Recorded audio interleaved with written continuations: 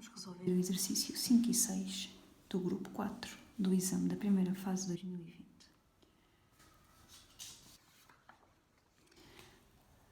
A curva de Killing, obtida a partir de medidas rigorosas efetuadas no Observatório de Mauna Loa, no Havaí, evidencia o aumento da concentração de CO2 na troposfera nas últimas décadas. A curva de Killing representada na figura 6, traduz a fração molar média do CO2 em amostras de ar seco em função do tempo em anos A entre 1958 e 2018. Nota-se perfeitamente a fração molar do CO2 no ar troposférico a aumentar ao longo dos anos. 5.1. Qual foi o teor médio de CO2 nas amostras recolhidas em 1965 em partes por milhão por volume?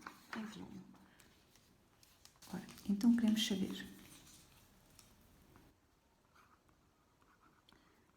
o teor de CO2 no ar troposférico em partes por milhão em volume. Então, partes por milhão em volume do CO2 no ar troposférico vai ser igual ao volume de CO2 sobre o volume de ar, onde temos este volume de CO2, vezes 1 milhão. A única coisa que nós conhecemos sobre o CO2 no ar atmosférico é a sua fração molar. E também sabemos que o volume molar do CO2 e do ar troposférico é o mesmo. Então, se o volume molar do CO2 e do ar troposférico é o mesmo, e nós sabemos que o volume molar de um gás é igual ao volume ocupado pelo gás a dividir pela quantidade que existe neste volume, podemos dizer que o volume do gás é igual ao volume molar vezes a quantidade de partículas desse gás. E, portanto, podemos chegar aqui e substituir o volume de CO2 por volume molar do CO2 vezes a quantidade de moléculas de CO2 sobre o volume do ar, que é igual ao volume molar do ar vezes a quantidade de partículas do ar, a quantidade total, vezes 1 milhão. Como o volume molar é igual, nós podemos dizer que a parte por milhão de CO2, em volume do CO2 no ar troposférico é igual à fração molar do CO2 no ar, porque nós sabemos que a fração molar do CO2 no ar é igual à quantidade de CO2 sobre a quantidade de partículas de ar. E, portanto, a quantidade de CO2 sobre a quantidade de ar é exatamente igual à fração molar do CO2 no ar, vezes 1 milhão. Portanto, para obtermos a parte por milhão em volume do CO2 no ar troposférico em 1965, íamos buscar a fração molar do CO2 no ar atmosférico em 1965, que víamos que era 3 vezes 20, 3,20 vezes 10 elevado a menos 4, e multiplicávamos por 1 milhão.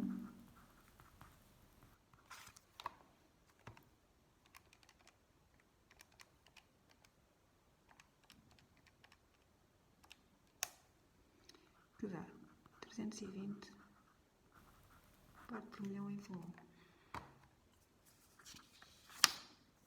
Portanto, tinha que ser a opção B. Vamos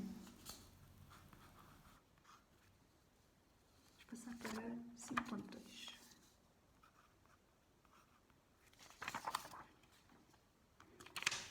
Determine, a partir da curva de Killing, representada na figura 6, a taxa temporal média entre 1999 e 2015 de variação da massa de CO2 por decímetro cúbico de ar seco, medida em condições PTN em grama por decímetro cúbico por ano.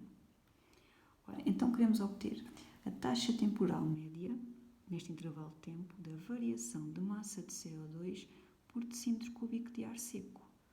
Ora, a massa de CO2 por decímetro cúbico de ar seco é igual à concentração mássica do CO2 no ar seco. o ar seco é uma solução onde o CO2 é um soluto. Logo, a massa de CO2 por decímetro cúbico de ar seco é a concentração mássica do CO2 no ar seco. É igual à massa de CO2 a dividir pelo volume de ar seco. Como nós queremos isto em grama por decímetro cúbico, portanto, a massa em gramas e o volume em decímetro cúbico de ar seco. Então, queremos calcular a taxa temporal média da concentração mássica do CO2 neste intervalo de tempo. Portanto, a taxa temporal média da concentração mássica do CO2 neste intervalo de tempo. Portanto, pode ser obtida dividindo a variação de concentração mássica neste intervalo de tempo a dividir pelo intervalo de tempo em anos, porque queremos obter grama por decímetro cúbico por ano.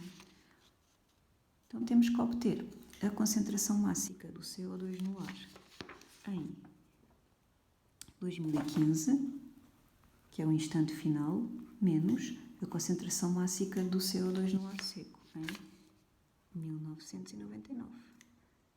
A dividir pelo intervalo de tempo de 2015 menos 1999. A concentração mássica do CO2 é então igual à massa de CO2 a dividir pelo volume de ar seco, onde existe esta massa de CO2. A informação que nós conhecemos sobre o CO2 é a fração molar. E também sabemos que o CO2 e o ar seco encontram-se nas mesmas condições de pressão e temperatura, têm o mesmo volume molar. A massa de CO2 é igual à quantidade de CO2 vezes a massa molar do CO2, tal como o volume de ar seco é igual ao volume molar do ar seco vezes a quantidade de ar seco.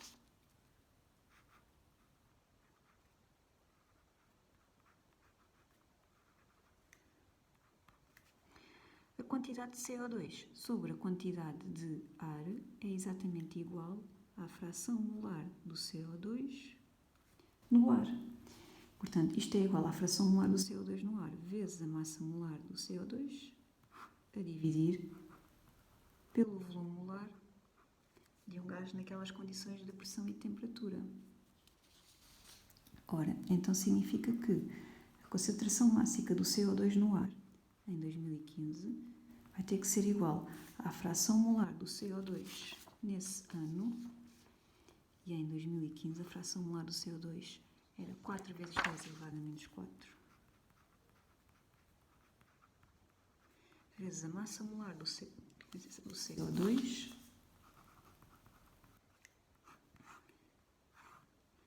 igual a 12,01 mais 2 vezes 16, portanto 44,01 grama por mol vezes 44,01 a dividir pelo volume molar.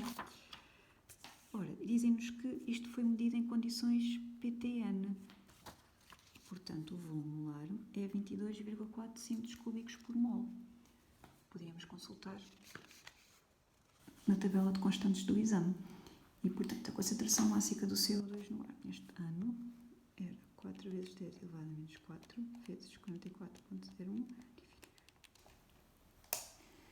Dava 7,86 vezes 10 elevado a menos 4 gramas por decímetro cúbico, enquanto que a concentração mássica do CO2 no ar em 1999 tinha que ser igual à fração molar do CO2 no ar neste ano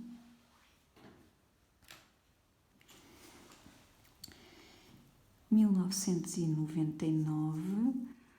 Ora, isto vão 10 anos, 5 divisões, portanto, cada divisão vale 2 anos, 97, 99. 99, vamos ter aqui neste tracinho,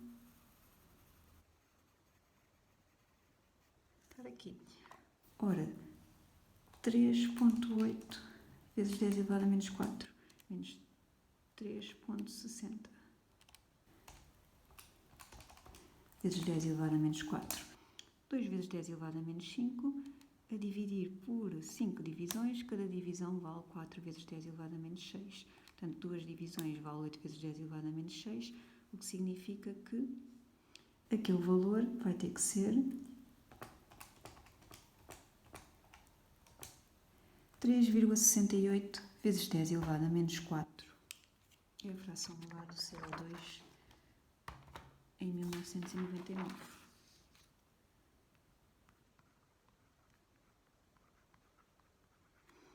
Vezes a massa molar do CO2, 44,01, a dividir pelo volume molar, 22,4. Isto vai dar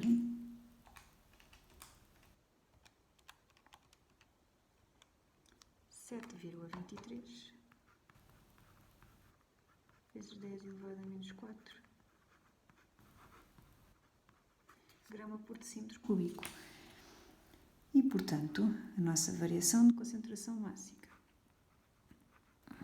temporal vai ser igual a 7,86 vezes 10 elevado a menos 4 menos 7,23 vezes 10 elevado a menos 4 a dividir por 16 anos, 2015 menos 1999.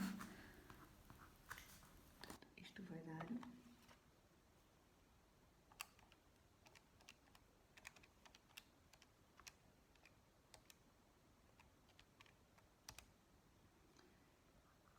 3,94 vezes 10 vezes 10 elevado a menos 6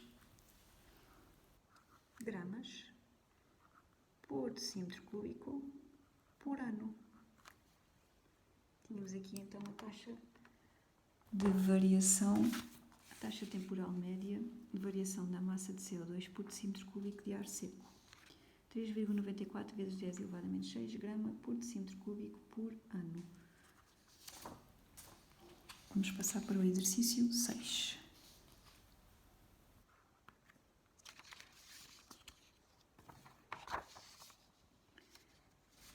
Considera a reação traduzida por este equilíbrio, com um Kc muito elevado. A ordem de grandeza da constante de equilíbrio Kc à temperatura considerada indica que a formação dos produtos da reação é favorecida, o produto da reação se forma muito rapidamente, a reação tem rendimento muito elevado, ambos os reagentes se esgotam. Isso é falso, portanto temos aqui duas semicircunferências do equilíbrio. Portanto, se os reagentes se esgotassem, a reação era completa, que ela realmente tem um Kc muito elevado, poderia ser considerada completa, mas não é completa. No final da reação ainda vamos ter ali um bocadinho de cada um dos reagentes. A reação tem um rendimento muito elevado. Isso depende da quantidade de CO2 obtidas em certas condições. Só o Kc ser muito elevado não é garantido que a reação tenha um rendimento elevado. Portanto, também depende da quantidade de CO2 obtida na prática. O produto da reação se forma muito rapidamente. Não, também não significa isso. Significa sim que a formação dos produtos da reação é favorecida. Portanto, no equilíbrio químico vamos ter uma quantidade de produto da reação muito maior que a quantidade de reagentes, que a concentração de reagentes no equilíbrio químico. Portanto, no equilíbrio químico, a concentração do produto da reação CO2 é muito maior que a concentração dos reagentes, porque a formação dos produtos, a reação direta, foi favorecida. Portanto,